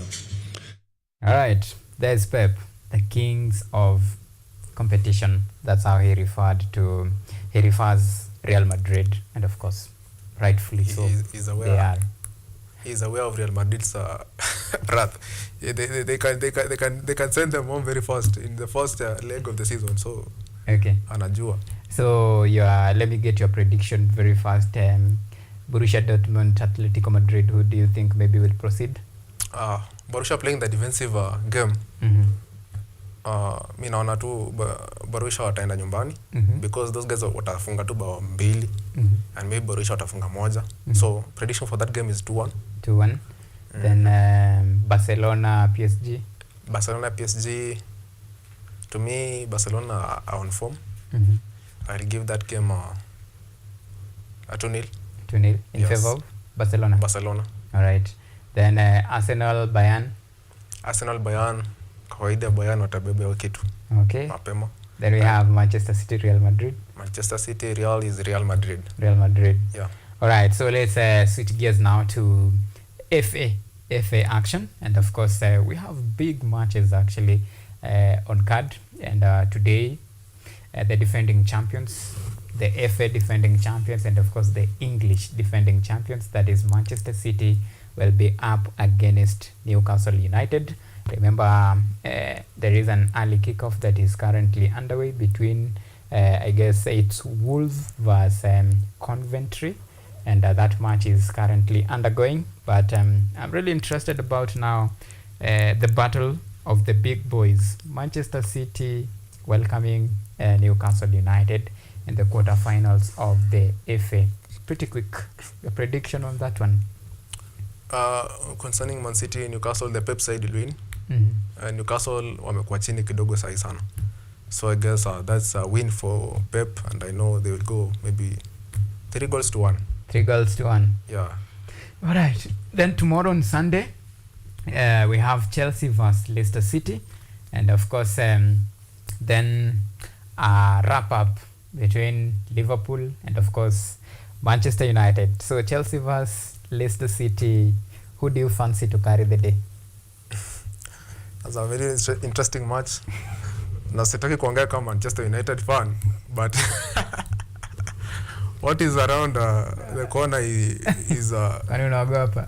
Leicester watashinda game by the as long as Vardy, remember they have Vardy. They have the kind of nachos. Yes, and, Chelsea sahi wamekuwa like wanayumba. That's the term. Lakini they mean business ikikabu kwa FA. They push it to the wire. They will try. They are you know Leicester City are chasing the championship. And they have no other thing to chase in regarding like say wanna walk to on championship and FA. FA. So they have a less, I think they are well off. Ila kujituma watajituma, they want to prove a point. Na Chelsea wana chase nini? Chelsea unajua wana chase sasa kwenda relegation, but to me, you know, tomorrow I want you to when you see the Chelsea striking power, the likes of Nicolas Jackson, you have Sterling, you have the Gallagher. Ukiangalia sana their number 9 is not that aggressive compared to Vardy. So the chances they utilize around the box, I think Leicester City have an upper hand on that one, and that's why I'm saying Leicester has an advantage to win that game compared to Chelsea. Well, if you ask me, well, okay, si ati juu by the way mimi ni fan wa Chelsea na si ati naogopa. What I do know tomorrow to the semis, tuna qualify to the semis, because Leicester City is a team that haiwezi stand against Chelsea. Leave even form alone, statistically record there, the last time Leicester ilipiga Chelsea by the ilikuwa FA finals. Yeah. Kama moja hivi tu. Hiyo sasa ndio na hiyo time ilikuwa Chelsea ilikuwa ina chase Champions League na tulibeba. I remember that was around. So attention yote ilikuwa kwa champe. But this time Leicester is very a weak team. Majority of their players wame shift. We have the likes of Maddison walikuja Tottenham. So tomorrow I fancy Chelsea for win. Now kwenyu sasa Manchester Liverpool United. Manchester City. Last time outing zenyu zimekuanga interesting. 5-7. I wonder kesho mnabeba ngapi? Your game ya Manchester United na Liverpool. As a Manchester United fan, najua tuko chini. But Ten Hag I think is well prepared for this game. And I have been through a lot of vlogs and sport news. Nimeona there have been the likes of Mason Mount is back. I think atakuwa kwa sub kesho. Na kama atakuwa kwa sub. Mount analeta impact gani? Mount is a good midfielder. How many times ame feature for Manchester United, by the way? Aje feature, but you know the number of goals ame score for United. Yeah, aje score, but he is magnificent. So his comeback to the squad tomorrow might mean a lot of business to the team. Also, we have the likes of Rashford scoring against Man City. is giving him a lot of energy. He knows now he's on form. And likes of Garnacho pia alifanya mambo. Hii game ya juzi Garnacho ni quality. Alifanya mambo. So the guy anajua say, you know, when a player amerudi form kidogo atajua like yeah, that's my time. So ana try kuleta the impact kwa game. Okay. So tomorrow against Liverpool, naona wenye Liverpool wametuzoea sana. Unajua wamekuwa kitupiga sana. Wamekuwa kuna time walitupiga 7, wakatupiga 6, 5. In fact ilianza 5. Wakaenda 6, wakaenda 7. So kesho sasa tunaenda 8. Tunaona 8 mahali. Tutarudi. But anyway, the point ni this time Liverpool wako na mission. Yeah. The reason why I fancy Liverpool win against Manchester United, it's not because of the form, it's because the send-off. Remember, Jurgen Klopp ana retire, basically ana move out of Liverpool, and they want to give him a perfect send-off. Carabao iko packed. Europa League, still it's something that iko so close to them. So tomorrow, that inaweza kuwa motivation ya kuwa send packing. But do you have anything unaweza argue about that? Concerning that one, true. Yeah, they have that motivation ya Klopp and retire, so they want to give him a good reputation. But unajua football is football. Mpira udunda. Kesho tukiingia kwa ground pale Old Trafford, tutajua nani ndo bingwa. United wanataka kuprove a point. Tumepigwa sana. And mimi naona kesho by the way tutapiga Liverpool. Yeah, now that umeongea about kupiga Liverpool. Sitaki kusema unaota lakini ni sawa. Wewe tuambie prediction, tutanyorosha ngapi? To be honest, Manchester kwanza unajua atujua ku keep clean sheet. So maybe Salah atafanya tu kama moja. But sisi I think we will get a 2-1 win. 2-1 win. Yeah. Well, Liverpool lenye mimi najua. Okay, na nusa 7, 6 mahali. 7 ilikuwa ile time kulikuwa na kina Mane. Sasa hii with the likes of Cody Gakpo, Nunes anapiga post 5 kitambo pia moja si dakika 70. Na Salah unajua siku hizi Salah is not so lethal. But also defense ya Manu pia. At least you have a running back, you have I know tomorrow itakuwa maybe Varane, Dalot, Lindelof and maybe I don't know, Maguire or somebody. Then we'll have a kijana wetu pale midfield Casemiro or Kobe Maino. But I think Casemiro because of the experience. And that game will be a bit of defensive according to the Tenaga kind of coaching I've seen. Ata defend sana kwa hiyo game because he wants to prove a point. Hii Liverpool imetuzea sana na lazima tu prove a point pia sisi. Lazima tujiredeem na wao kidogo. So today the moment, tomorrow is the moment of reckoning for you to wake up. Kesho lazima waone. Na hoja nipatia prediction ya Chelsea Leicester, huona na mabao ni ngapi? Hiyo game ongea kama fan, usiongea kama hater juu najua. Sitaki kuongea kama hater. But as I said, Leicester watawin your game. Game itaisha 2-1. 2-1. And we in favor of Leicester. Okay. Nyewe unachukia Chelsea na passion. Anyway, before we wind up, let me take you through EPL fixtures pretty quick. Today we have Tottenham will be up against Fulham. Then we have Luton Town will be up against Nottingham Forest. Then Burnley will entertain Brentford at Turf Moor. Then some matches. I think on Sunday we have one match, that is West Ham United will be up against Aston Villa. So Aston Villa will be seeking redemption after they were beaten or punished by Tottenham. Well, so those are the fixtures that are lined up for this particular weekend on Saturday, today, and tomorrow on Sunday.